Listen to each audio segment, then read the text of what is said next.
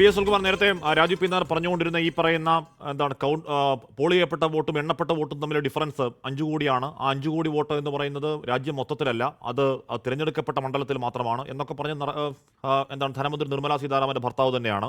അദ്ദേഹം പറഞ്ഞ ഡീറ്റെയിൽസിലേക്ക് പോലെ ചിലപ്പോൾ യുവരാജ് അവർ തമ്മിലുള്ള ദാമ്പത്യ പ്രശ്നമാണെന്ന് പിന്നെയും പറയുമെന്ന് അറിയില്ല. പോട്ടെ, വി എസ് സുനിൽകുമാർ അങ്ങൊക്കെ എല്ലാ കാലത്തും എന്താണ് രാഷ്ട്രീയ പ്രക്ഷുബ്ധ യൗവനമായി നടക്കുന്ന ആളല്ലേ വി എസ് സുനിൽകുമാർ?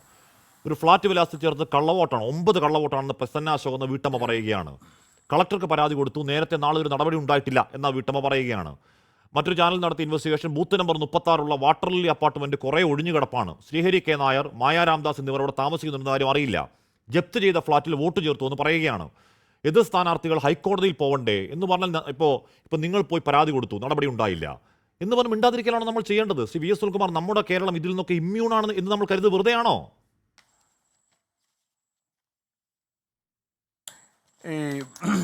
നമ്മളിവിടെ മനസ്സിലാക്കേണ്ട ഒരു കാര്യം, ഇപ്പം ഡൽഹിയിൽ നടന്നിരിക്കുന്ന പ്രക്ഷോഭം എന്ന് പറഞ്ഞാൽ നമ്മുടെ രാജ്യത്തിൻ്റെ ജനാധിപത്യത്തിൻ്റെ കാവൽക്കാരനാകേണ്ട ഇലക്ഷൻ കമ്മീഷൻ എന്ന് പറഞ്ഞാൽ ഭരണഘടന നിശ്ചയിക്കുന്ന ഒരു സ്ഥാപനമാണ്.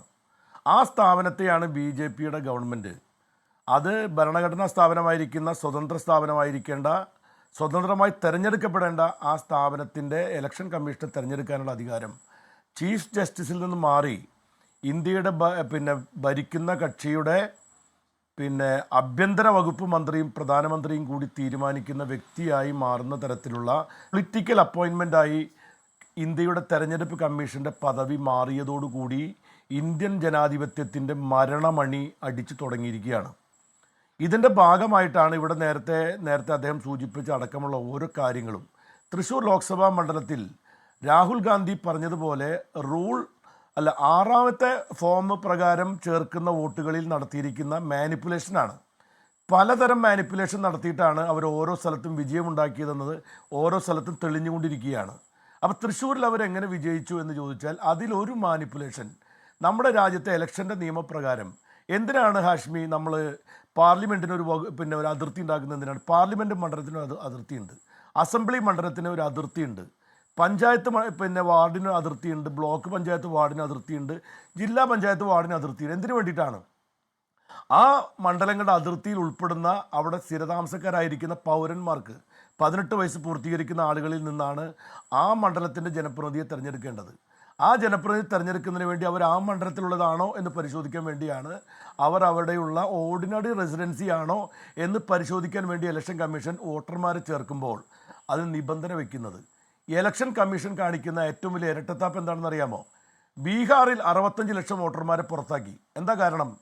65 ലക്ഷം വോട്ടർമാർ അവരുടെ വോട്ടറാണെന്ന് അവർക്ക് തെളിയിക്കണമെങ്കിൽ അവരുടെ ID പ്രൂഫ് കൊടുത്താൽ, അതായത് അവരുടെ വോട്ടർ ID കൊടുത്താൽ പോരാ, അവിടെ റേഷൻ കാർഡ് കൊടുത്താൽ പോരാ, ആധാർ കാർഡ് കൊടുത്താലും നിങ്ങൾക്ക് അവിടെ വോട്ടർ ആധാർ പോരാ. അവിടെ കൊടുക്കണമെങ്കിൽ നിങ്ങൾ ജനന സർട്ടിഫിക്കറ്റ് കൊടുക്കണം. മെട്രിക്കുലേഷൻ പാസ്സായോ തോറ്റോ സർട്ടിഫിക്കറ്റ് ഉൾപ്പെടെയുള്ള അതിസങ്കീർണമായ നിരക്ഷരരായിരിക്കുന്ന ബീഹാറികളോട് പറയാണ് ഈ സർട്ടിഫിക്കറ്റ് കൊണ്ടുകൊടുത്താലേ നിങ്ങൾക്ക് വോട്ട് കിട്ടൂ എന്ന് പറയാണ് ബീഹാറിൽ. അങ്ങനെ 65 ലക്ഷം പാവപ്പെട്ട മുസ്ലിങ്ങളടക്കമുള്ള മഹാഭൂരിപക്ഷം ന്യൂനപക്ഷങ്ങളെ പുറത്താക്കി അവിടെ ഒരു വോട്ടർ പട്ടിക ഉണ്ടാക്കി. അതേ ഇലക്ഷൻ കമ്മീഷനാണ് BJPയുടെ മെമ്പർഷിപ്പ് എടുക്കാൻ വേണ്ടി മിസ് കോൾ അടിച്ചാൽ മെമ്പർഷിപ്പ് കിട്ടുമെന്ന് പറയുന്നത് പോലെ നിങ്ങൾ എവിടെയാണോ, നിങ്ങൾ ഏത് മണ്ഡലത്തിലെയാണെങ്കിലും തൃശ്ശൂർ പാർലമെൻറ്റ് മണ്ഡലത്തിൽ പുറത്തുള്ള BJPയുടെയും RSSൻ്റെയും കേഡർമാർ കൂട്ടമായി ഇവിടേക്ക് വന്ന് പല ഫ്ലാറ്റുകളിൽ അവർ താമസക്കാരാണെന്ന് വ്യാജമായി വരുത്തി അവർ കൊടുക്കേണ്ട സർട്ടിഫിക്കറ്റ് എന്താണെന്നറിയാമോ ആഷ്മി? അവർ കൊടുക്കേണ്ട സർട്ടിഫിക്കറ്റ് നിങ്ങൾ ഉദ്ദേശിക്കുന്ന പാർപ്പിടത്തിൽ നിങ്ങളുടെ പേരിൽ വന്നിരിക്കുന്ന 50 പൈസയുടെ പോസ്റ്റ് കാർഡ് കൊടുത്താൽ നിങ്ങൾക്ക് വോട്ടറാകാം. അതായത് BJPക്ക് മെമ്പർഷിപ്പ് കിട്ടാൻ വേണ്ടി മിസ് കോൾ അടിച്ചാൽ മതി എന്ന് പറയുന്ന പോലെ ഇലക്ഷൻ കമ്മീഷൻ കേരളത്തിൽ പറയുകയാണ് നിങ്ങളുടെ പോസ്റ്റൽ കാർഡ് കിട്ടിയാൽ മതിയെന്ന്. നമ്മൾ വിചാരിക്കും ഇവിടെ അത് മാത്രമല്ല, ഒരു തെരുവിൽ കിടക്കുന്ന ഒരാൾക്ക് വോട്ട് കിട്ടും. നല്ല കാര്യമാണ് ഹാഷ്മി, വാസ്തവത്തിൽ ഇവർക്കൊക്കെ വോട്ട് കൊടുക്കണം. എന്താണ് പറയുന്നത്? ബൂത്ത് ലെവൽ ഓഫീസർ ആ തെരുവിൽ അന്തിക്കാട്ടെ ബസ് സ്റ്റോപ്പിൽ ഒരാൾ കിടന്നുറങ്ങണമെന്ന് വിചാരിക്കുക ദിവസവും. അയാൾ വോട്ടിന് വേണ്ടി അപേക്ഷ കൊടുത്താൽ ആ ബസ് സ്റ്റോപ്പിൽ തന്നെയാണോ ഈ കക്ഷി കിടന്നുറങ്ങുന്നതെന്ന് 2 ദിവസം ബൂത്ത് ലെവൽ ഓഫീസർ പോയി പരിശോധിച്ച് ഉറപ്പ് വരുത്തി കഴിഞ്ഞാൽ അയാൾ വോട്ട് കൊടുക്കണം.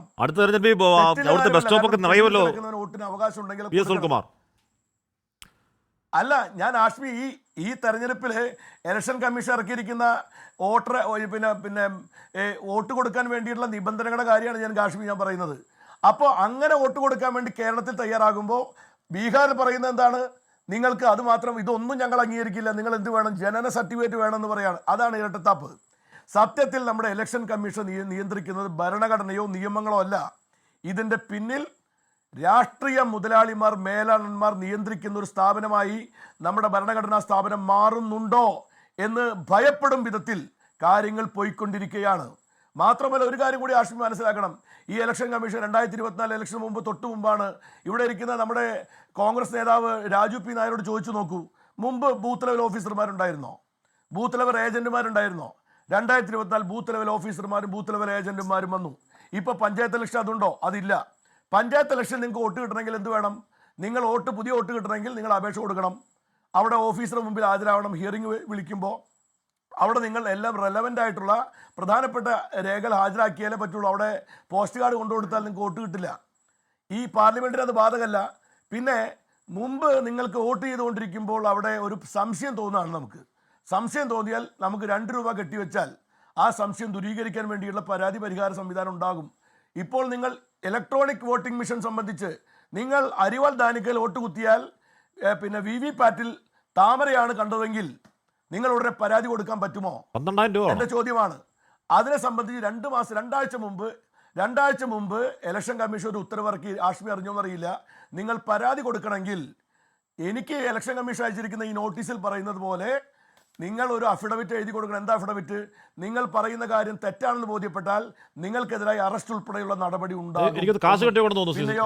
12,000 രൂപയും GST കെട്ടിവെച്ച് 12,000 രൂപയും GST-യും 1 രൂപ 2 രൂപയല്ല, 12,000 രൂപയും GST-യും കെട്ടിവെച്ചാൽ മാത്രമേ നിങ്ങൾക്ക് EVM-നെ പറ്റി പരാതി കൊടുക്കാൻ പറ്റുള്ളൂ എന്ന് പറഞ്ഞാൽ നമ്മുടെ രാജ്യത്തെ പാവപ്പെട്ട ഒരു വോട്ടർക്കോ ഒരു ബൂത്ത് സെക്രട്ടറിക്കോ ഒരു കമ്മിറ്റിക്കോ നിങ്ങൾ ഒരു പഞ്ചായത്തിൽ 10 ബൂത്തിൽ പ്രശ്നമുണ്ടെങ്കിൽ നിങ്ങൾ അവിടെ 2 ലക്ഷം 1,20,000 രൂപയും 18% GST-യും കെട്ടിവെക്കണം.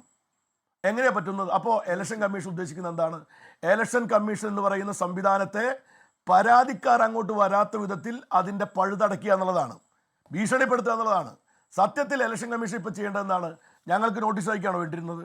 ഇലക്ഷൻ കമ്മീഷൻ എൻ്റെ പത്രസമ്മേളനം കണ്ടപ്പോൾ എനിക്ക് നോട്ടീസ് അയച്ചല്ലോ. ഞാൻ പരാതി കൊടുത്തിട്ടാണോ? ഇത്രയും ജാഗ്രത കാണിക്കുന്ന ഇലക്ഷൻ കമ്മീഷൻ രാഹുൽ ഗാന്ധിയോ അല്ലെങ്കിൽ ഞങ്ങളെപ്പോലുള്ള ആളുകളോ ഇവിടെ സൂചിപ്പിക്കുന്ന കാര്യങ്ങൾ വസ്തുതാപരമാണെങ്കിൽ നിങ്ങൾ ചെയ്യേണ്ടത് എന്താണ്? അഗ്നിശുദ്ധി വരുത്തി. ഇതൊരു ഭരണഘടനാ സ്ഥാപനമാണ്, ജനാധിപത്യത്തിൻ്റെ കാവൽ ഭടനായി നിൽക്കുന്ന ഒരു സ്ഥാപനമാണ്. അത് നിങ്ങൾ പറയുന്ന പോലെയല്ല. ഇതാണ് ശരി എന്ന് തെളിയിക്കാൻ നിങ്ങൾക്ക് സുവമോട്ടൊക്കെ നിങ്ങൾക്ക് സ്വീകരിക്കാൻ ഉത്തരവാദിത്തമില്ലേ? പരാതി കൊടുത്താൽ രാഹുൽ പറയുന്നത് തെറ്റാണെങ്കിൽ ഒരു തർക്കമാക്കത്തില്ല. രാഹുൽ പറയുന്ന തെറ്റാണെങ്കിൽ VS സുനിൽകുമാർ പറയുന്ന തെറ്റാണെങ്കിൽ പിടിച്ചകത്തിട്, ഒരു തർക്കമാക്കത്തില്ല. തെറ്റാണെങ്കിൽ നിങ്ങൾ എന്തിനാണ് നോട്ടീസ് കൊടുക്കുന്നത്? നിങ്ങൾ അകത്തിടൂ. നിങ്ങൾ എന്തിനാണ് നോട്ടീസ് കൊടുക്കുന്നത്? എന്തിനാണ്? രാഹുൽ ഗാന്ധി പറഞ്ഞ തെറ്റാണെങ്കിൽ നിങ്ങൾ നോട്ടീസ് കൊടുക്കാൻ നിൽക്കുന്നത് എന്തിനാണ്? രാഹുൽ ഗാന്ധിയെ ഇന്ന് തന്നെ നിങ്ങൾ അറസ്റ്റ് ചെയ്യൂ. അതിന് നിങ്ങൾക്ക് ധൈര്യമുണ്ടോ? ഇത് ചെയ്യാതെ നിങ്ങൾ ചെയ്യുന്നതിന് കാരണം എന്താണെന്ന് വെച്ചാൽ ഇതൊരു പുകമറ സൃഷ്ടിക്കലാണ്. എന്തിനാണ് നിങ്ങൾ ഇത് നാളെ ഞങ്ങൾ സത്യവാങ്മൂലം കൊടുത്തില്ല. നിങ്ങൾ പറയുന്നത് എന്താ? സത്യവാങ്മൂലം കൊടുത്തില്ലെങ്കിൽ നിങ്ങൾ പറയും, എന്ത് പറയും? അവർക്ക് ധൈര്യമില്ലാതെ തെളിവില്ലാത്ത കൊണ്ടാണ് കൊടുക്കാത്തതെന്ന്. സത്യവാങ്മൂലം കൊടുത്താലോ നിങ്ങൾക്ക് വേണമെങ്കിൽ ഞങ്ങളെ വിളിച്ച് അകത്ത് ഈ നിയമപരമായ മാർഗത്തിൽ കൊണ്ടുപോവുകയും ചെയ്യാം. അപ്പോൾ ഇതുകൊണ്ടൊന്നും ഈ ഓലപ്പാമ്പ് കാട്ടി പേടിപ്പിച്ചിട്ട് കാര്യമില്ല. പോരാട്ടമാണ് ഇപ്പൊ ഇന്ത്യയിൽ നടക്കുന്നത്. അല്ല, ഇവിടെ ഒരു മിനിറ്റ് BJP നേതാക്കന്മാർ ഒറ്റ മിനിറ്റ് കാശ്മി BJP നേതാക്കന്മാർ പറയുന്നത് എന്താ? ഞങ്ങളെപ്പോലുള്ള ആളുകൾ ഈ പരാതി ഉന്നയിച്ചു കഴിഞ്ഞാൽ തോറ്റവരുടെ കരച്ചിലാണെന്നാണ് പറയുന്നത്. എൻ്റെ സുഹൃത്തെ, ഞാൻ ചോദിക്കുന്ന ഒരു കാര്യം, തോൽക്കുന്നതും ജയിക്കുന്നതും ജനാധിപത്യത്തിൻ്റെ ഒരു സൗന്ദര്യമാണ്. നിങ്ങൾ ഇലക്ഷൻ തോൽക്കുന്നതും ജയിക്കുന്നത് എങ്ങനെയാണ്? അത് ജനാധിപത്യത്തിൻ്റെ ജനങ്ങളുടെ ഏറ്റവും പ്രധാനപ്പെട്ട ഒരു ജനാധിപത്യ സംവിധാനത്തിൻ്റെ ഭാഗമായി മാറുക എന്ന് പറയുന്നത് തന്നെ തോൽവിക്കും ജയത്തിനും ഒരു പ്രത്യേകതയുണ്ട്. പക്ഷെ അതെങ്ങനെ വേണം? ഒരു ലെവൽ പ്ലേ വേണം. എങ്ങനെ? ട്രാൻസ്പെറൻ്റായ, സുതാര്യമായ, പക്ഷപാതരഹിതമായ, നീതിപൂർവമായ ഒരു തെരഞ്ഞെടുപ്പ് നടത്താൻ ആവശ്യമായിട്ടുള്ള ഒരു സംവിധാനത്തിന് കീഴിൽ നടന്നിരിക്കുന്നു എന്ന് ഉറപ്പ് വരുമ്പോഴാണ് ആ തെരഞ്ഞെടുപ്പിന് തോൽവിക്കും ജയത്തിനും നിങ്ങൾ